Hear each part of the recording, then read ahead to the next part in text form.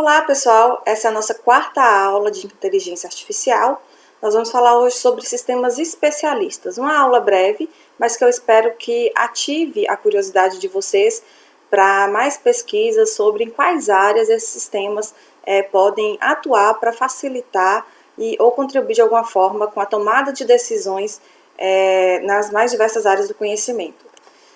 Então, sistemas especialistas são baseados em uma base de conhecimento, que ela é formada por fatos e regras do domínio. Essas regras nós podemos chamar do tipo lógico, se, então. Então, você tem uma série de implicações, né, de acordo com uma série de fatos que podem ocorrer, e você tem o resultado dessas implicações. Assim, a gente consegue tomar decisões de várias formas na nossa vida, né, de modo geral. Então, se o clima está quente, eu vou sair de casa. Se o clima está chuvoso, eu não vou sair de casa, né? Então, de acordo com entradas de dados, né, você consegue tomar algumas decisões. Então, essa tomada de decisão, ela é implementada por um mecanismo de inferência. Então, esse mecanismo de inferência, ele utiliza dessa base de conhecimento de fatos e regras, né, e com base nessa interação, ele vai definindo ou trilhando um caminho de decisões que o leva a concluir alguma coisa mais complexa. Então, por exemplo, em um sistema médico para diagnóstico de doença, né, se ele tem coriza, se ele tem febre, se ele tem tosse, então pode ser o quê? Pode ser gripe, pode ser Covid-19, né? Com base em mais alguns critérios, ele tem perda de olfato, ele tem perda de paladar, ainda pode ser os dois, ele está com muita dificuldade respiratória, aí já vai tendendo mais para uma tomada de decisão para o Covid-19, por exemplo, né? Então, em diagnóstico de doença, pode ajudar bastante os médicos. Mas os sistemas especialistas ajudam de que forma? Ele tanto diminui o estresse em situações, na tomada de decisão em situações de emergência, porque está ali apoiado por um sistema, né? Então, assim, na dúvida ou na falta de experiência daquele profissional, daquele médico, ele pode ajudar ele a tomar uma decisão sobre qual diagnóstico, em qual diagnóstico, né, considerar e quais tratamentos, né, investir. Então, assim, ele padroniza também essas ações na tomada de decisão pelo profissional, né, pelos profissionais, já que cada um pode ter uma visão diferente, uma base de conhecimento diferente. Então, imagine só, se você consegue trazer para dentro desse sistema especialista uma base de conhecimento ampla, eficiente, completa, que abranja bem, né, o problema em questão, você consegue tomar uma decisão de forma bastante inteligente e interessante, né? Além disso, esse sistema possui a capacidade de explicar a decisão tomada. Então, ele vai dizer qual foi o caminho que ele percorreu para a escolha daquela decisão.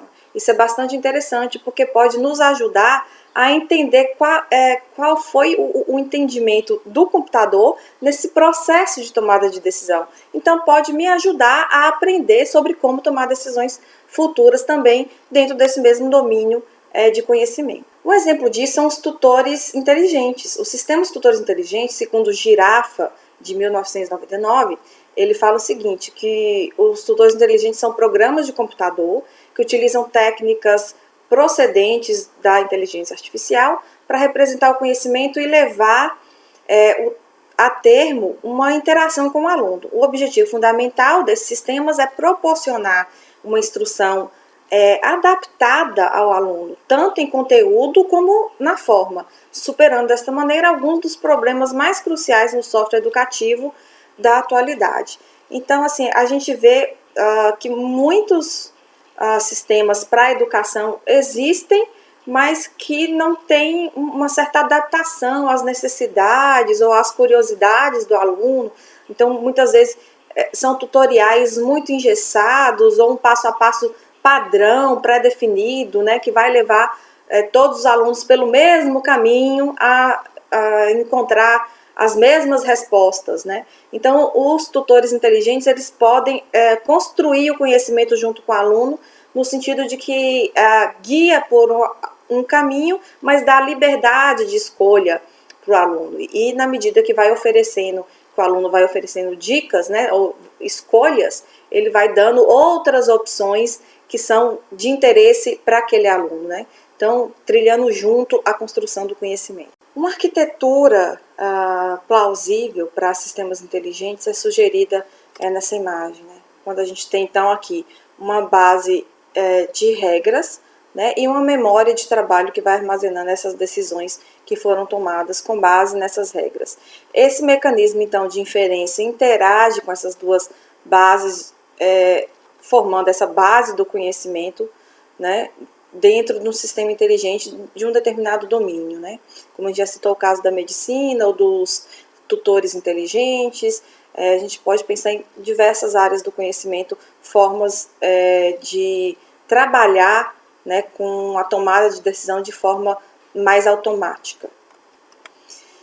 Um exemplo aí de um sistema inteligente, de uma árvore genealógica da família de João. Então, vamos verificar os fatos. Então, João, aqui no caso, é homem, né? Maria é mulher, Ana é mulher, o genitor de Ana, é João, o genitor de Ana é João, o genitor de Ana é Maria. Né? Então, nós temos aqui, no caso, Ana é filha de João e Maria. Né? Nós temos essa relação. Então, assim, se o genitor X e Y e mulher X, então a mãe de Y é X. É essa a relação. Se o genitor XY e o homem X, então o pai de Y é X. Né? É essa a nossa relação. Então, no exemplo aqui, a gente pode verificar algumas consultas que são feitas, perguntas que são feitas, né? Aquela base de conhecimento e o que o sistema inteligente deveria responder, né? Primeira consulta, se Maria é mulher, né? O fato de dessa regra Maria, mulher, pertencer à base de fatos, faz com que a resposta seja positiva, sim. Né? Outra consulta, se Tereza é mulher, a resposta é não, pois o fato de que Tereza é mulher não pertence à base de dados. Então, ele vai dar uma resposta negativa. Uma consulta do genitor de Ana, né? O genitor de Ana, quem é? Aí ele vai verificar quem é o genitor de Ana. Então, procura por um valor X que case com o genitor X, né, de Ana, e encontra o primeiro que ele achar, dá a resposta. João, exibe, e depois continua buscando a base de conhecimento, encontra um outro genitor, Maria, e exibe. Então, a resposta vai ser João e Maria. Né? São os que atendem a essa condição de ser genitor de Ana. Então, percebam que, em um exemplo simples, a gente consegue entender o funcionamento de um sistema especialista, que é, com base em um conjunto de regras e fatos, nós conseguimos fazer perguntas para esse sistema e o sistema nos dá a resposta dentro do que está no escopo de conhecimento dele. Então, como eu disse, quanto mais ampla for essa base de conhecimento, mais aprofundada nos aspectos mais relevantes desse determinado domínio de conhecimento, então o sistema especialista tenderá a ser mais eficiente na tomada de decisões. No entanto, nem sempre a decisão é sim ou não, né? É Y ou X, é João ou Maria, né? Às vezes a decisão pode ser alguma coisa entre um número e outro, né? E não verdadeiro ou falso, ligado ou desligado, né? Então, por exemplo, a gente vai chamar esse tipo de lógica fuzzy, que é quando a gente tem um conjunto de possibilidades entre uma resposta e outra. Então, se eu perguntar assim, João é alto? Então, assim, qual que é o meu conceito de altura, né? Se eu disser que João tem 1,65 m, será se ele é alto? Né? Então, se eu colocar uma regra, por exemplo, aqui, no conjunto clássico, né, na nossa tomada de decisões convencional, que 1,75, a partir disso, é considerado alto, né? Então, assim, qualquer valor até 1,75 metros vai ser considerado baixo. Então, se eu perguntar, João é alto? Com base nesse conjunto aqui de conhecimento, eu vou dizer que não, né? Porque ele é menor do que 1,75, tá? Mas eu posso querer saber o quão próximo disso ele está. Quer dizer, ele está quase alto, assim. Ele é quase uma pessoa alta, porque tem só 10 centímetros a menos do que é considerado alto. Um baixinho mesmo seria, dentro desse padrão aqui, algo em torno de 1,5 m para baixo, 1,40 m. Aí é um baixinho, né? Estou considerando uma pessoa na idade adulta. Então, assim, o que a gente está querendo dizer? Que esse tipo de decisão, ela é muito relativa, e talvez eu queira saber não só se ele é alto sim ou não, mas o quão ele é alto, né? O quão ele é alto. Então, eu posso colocar, a gente chama essa função de pertinência. Eu defino, então, uma função de pertinência que vai me levar a dizer o quão ele é alto. Ele é alto entre 0 e 1, considerando que o 1 seria o caso para ele sim, ele é totalmente alto, né? Ele é altíssimo. Então, está dentro do 1, ele é alto sim. Ou aqui uma estatura mais mediana, aqui está acusando aqui por volta de 1,70, tá vendo? 1,70. 1,60 ele já começa a ser baixo, abaixo de 1,60, então ele é bem baixinho, né? Então, eu consigo dar uma certa informação a mais a respeito da altura da pessoa.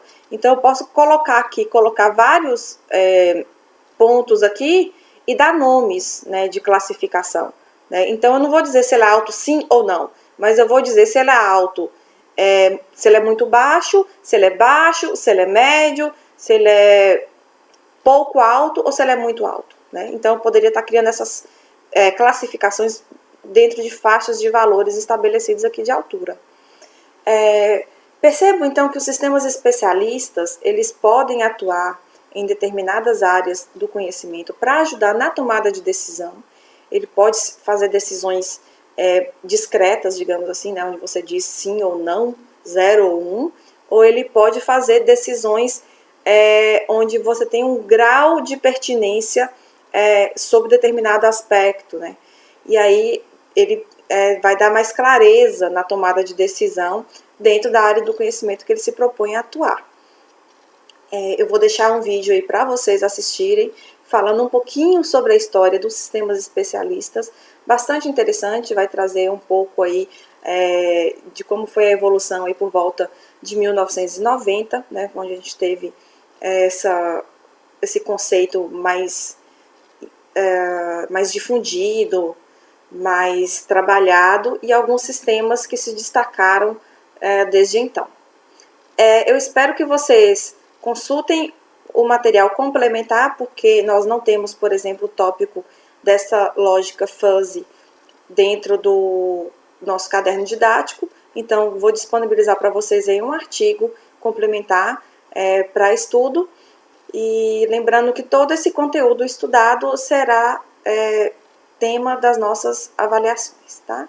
Um forte abraço para vocês, eu espero que tenham aproveitado bastante da disciplina e até a próxima oportunidade.